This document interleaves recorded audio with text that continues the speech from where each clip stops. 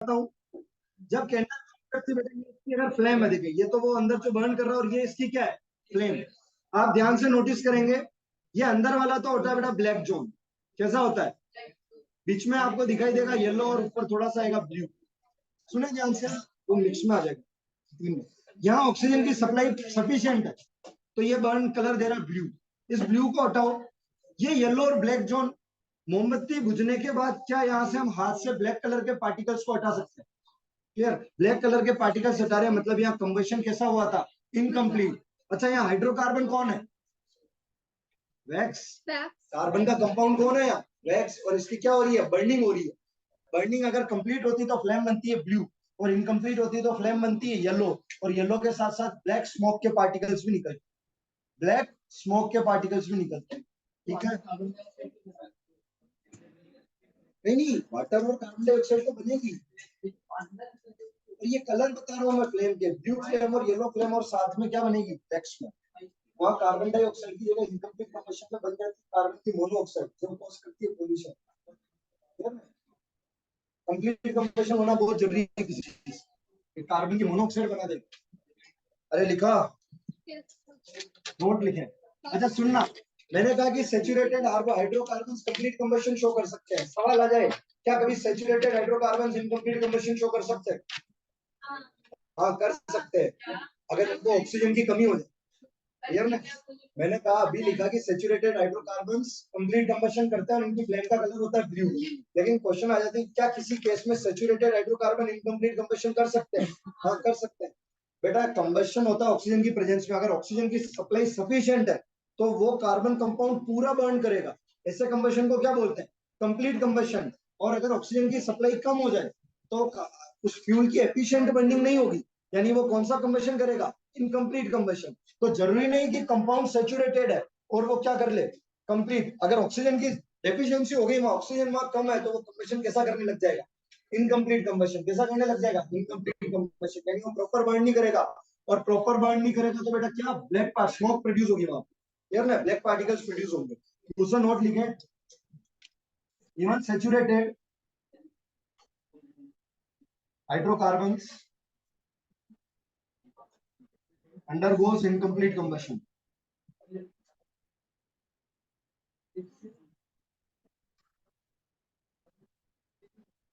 In the limited supply of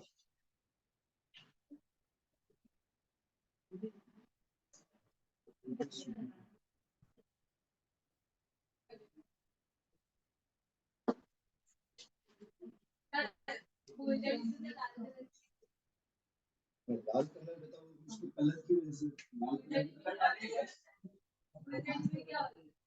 carbon का compound है। लाल इसका लाल तो उसमें कुछ वो अलग अलग कलर की बनाते होंगे, उसकी वजह से उसमें कलर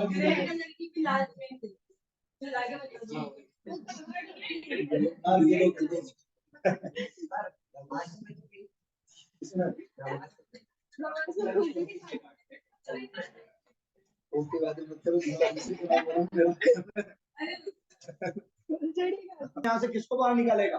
हाइड्रोजन को। प्रोसेस कौन सी हो जाएगी? ऑक्सीडेशन। वापिस कह रहा हूँ, मैकेनिज्म कोर्स में नहीं है, बस ध्यान रखेंगे कि जैसे मैं एल्कोहल का ऑक्सीडेशन करूंगा तो बना दूंगा एल्डिहाइड, एल्डिहाइड का ऑक्सीडेशन करूंगा तो बनेगा एसिड। तो अगर आपको कोई एल्कोहल दे दे और उसमें वो उसका ऑक्सीडेशन करा रहा हो तो उसी कंपाउंड का क्या बना देना? एल्डिहाइड। उतने ही कार्बन का एल्डिहाइड बना देना, और उतने ही कार्बन का आगे और ऑक्सीडेशन हो तो क्या बना दोगे? एसिड।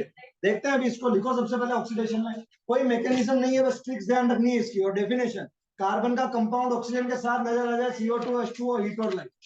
दिमाग लगाना ही नहीं उसमें, कंबशन है। It is the reaction which involves the addition of oxygen and removal of hydrogen.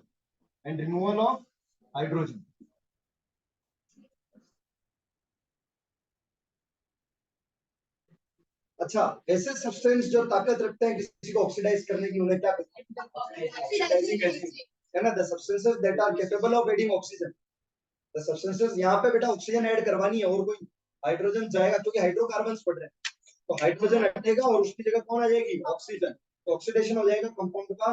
तो यहाँ पे हमें कुछ ऑक्सीडाइजिंग एजेंट्स यूज करेंगे। So the substances or the compounds that are capable of adding oxygen are called as, तो R obviously नहीं, वो वहाँ वाले ये अलग है, ये रिड्यूस नहीं होंगे, ये केवल ऑक्सीजन हम बाहर से लेंगे, ये केवल उस ऑक्सीजन को उसमें क्या करा देंगे, ये भी ऑक्सीडाइजिंग एजेंट है, लेकिन हम एक्सटर्नली यूज करेंगे, जैसे KMnO4 पोटेशियम परमैंगनेट या ना K2Cr2O7 पोटेशियम डाइक्रोमेट। इस केस में नहीं हो रहा उनकी शेयरिंग वो आयनिक रिएक्शंस में जरूर यहाँ क्या ऑक्सीडेशन। अरे ठीक है, देखो इसमें अगला point, substances that are capable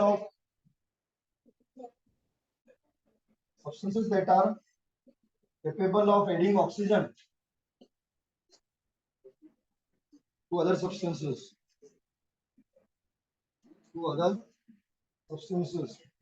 are called as oxidizing agents, बेटा जैसे एग्जांपल लिख लेंगे आप कुछ, सबसे पहले इसमें लिखो एल्केलाइन KMnO4 और इसका नाम है पोटेशियम परमैंगनेट, नहीं ऑक्सीडाइजिंग एजेंट एटलीस्ट निकल आएगा।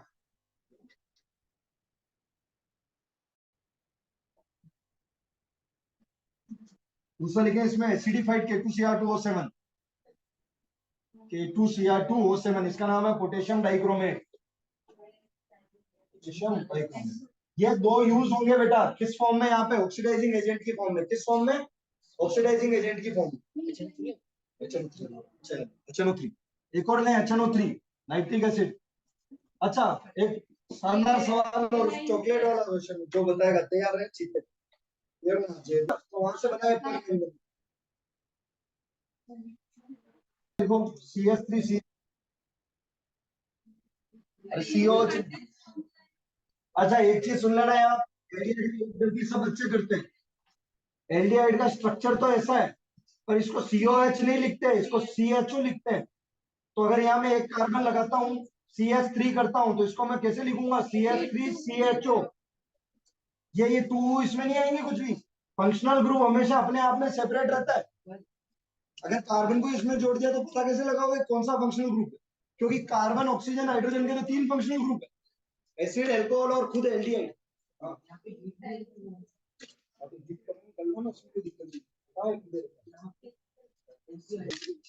प्लस हीट करना पड़ेगा इस कंपाउंड को एल्कलाइन KMnO4 के साथ, ठीक है। अच्छा अब इसका ऑक्सीडेशन कराओ आगे वापस इसी का, कार्बोक्सिलिक एसिड बनाओ, इतनी कार्बन का 2 कार्बन का कार्बोक्सिलिक एसिड यानी इथेनोइक एसिड बनाना है यार। इसी का देखना, जैसे मैं इसको हीट करता हूँ वापस CH3CHO, इसका मैं कर रहा हूँ एल्कलाइन KM। बेटा वो ये नहीं कहेगा ऑक्सीडेशन, तुम्हें ये देख के पता लगाना पड़ेगा, ये सब्सटेंस देख के वो रिएक्शन ऐसी की ऐसी आएगी, प्रोडक्ट तुम्हें बनाने आगे जाके। तो ये एल्कलाइन KMnO4 एसिडिफाइड K2Cr2O7 या हीट में दिख जाए तो एल्कोहल है तो एल्डिहाइड बना देना, एल्डिहाइड है तो एसिड बना देना, लिख लेना। कोई तीनों में से कुछ भी दे सकता है, ये रिएक्शन कंप्लीट करने के लिए आएगी। तो तुम्हें यहाँ देख के बताना कि यहाँ कौन सा प्रोसेस हो रहा है, ऑक्सीडेशन। भाई उसने जैसे ये रिएक्शन दे दी, देखना यहाँ लिख दिया जैसे एसिडिफाइड K2Cr2O7 और ये हीट के साथ हो रही है, क्लियर। ए वो कहेगा identify the A, name the reactions. तो ए यहाँ पे कौन सी रिएक्शन हो रही है, ऑक्सीडेशन हो रहा है। क्या हो रहा है, ऑक्सीडेशन। क्यों? क्योंकि ऑक्सीडाइजिंग एजेंट यूज हो रहे हैं। और आइडेंटिफाई ए, ये क्या है, एल्डिहाइड है। एल्डिहाइड कैसे पता लगाया, CHO से। CHO एक एल्डिहाइड है और इससे क्या बना दोगे, एसिड। क्या बना दोगे, एसिड। तो क्या 2 कार्बन का एल्डिहाइड है, 2 कार्बन का एसिड बनाना है, क्या एसिड ऐसा होता है, एक और कार्बन लगा दो CH3। ये इसको लिखेंगे कैसे, अब देखना, CH3COOH, ये है इथेनॉल, ये क्या बन गया, इथेनोइक एसिड। क्या बन गया, इथेनोइक एसिड। और कॉमन नेम क्या है इसका, एसिटिक एसिड। अगर वो IUPAC यहाँ विनेगर में प्रेजेंट है, अगर वो IUPAC नाम पूछता है तो एसिटिक एसिड मत लिख के आ जाना, IUPAC नेम है इथेनोइक एसिड। क्या नेम है, इथेनोइक एसिड। अगर वो क्वेश्चन घुमा के देता है, एल्कोहल देता है, क्या देता है, एल्कोहल। जैसे उसने कोई एल्कोहल का कंपाउंड दे दिया और वो उसके आगे एक वर्ड लिख देता है कंप्लीट ऑक्सीडेशन, तो तुम प्रोडक्ट ये बनाओगे या वो बनाओगे, कार्बोक्सिलिक एसिड। क्योंकि ये तो मिडल प्रोडक्ट है, यानी कि ये बनता है पार्शियल ऑक्सीडेशन पे। किस पे, पार्शियल ऑक्सीडेशन पे। और ये बनेगा बेटा यहाँ से यहाँ डायरेक्ट कैसे, कंप्लीट ऑक्सीडेशन पे कि तुमने अल्कोहल का बस जितना मैक्सिमम ऑक्सीडेशन हो सकता था वो कर दिया, तो फाइनल प्रोडक्ट क्या बनता है? एसिड। और अगर पार्शियल ऑक्सीडेशन किया तो क्या बनेगा? एल्डिहाइड। ये कर लो ऐसे एरो बना, जगह हो जाओ या कहीं नीचे लिख दो ऐसे, अगर जगह नहीं हो तो अल्कोहल से एल्डिहाइड, यानी कि कैसा ऑक्सीडेशन? Partial oxidation. लेकिन अगर अल्कोहल से सीधा क्या बन गया? एसिड, तो कैसा ऑक्सीडेशन? Complete oxidation. ये मिडिल स्टेज आ रही है एल्डिहाइड की। कैसी स्टेज आ रही है बेटा? Middle stage. कोई दिक्कत? तीसरी की लिखे एडिशन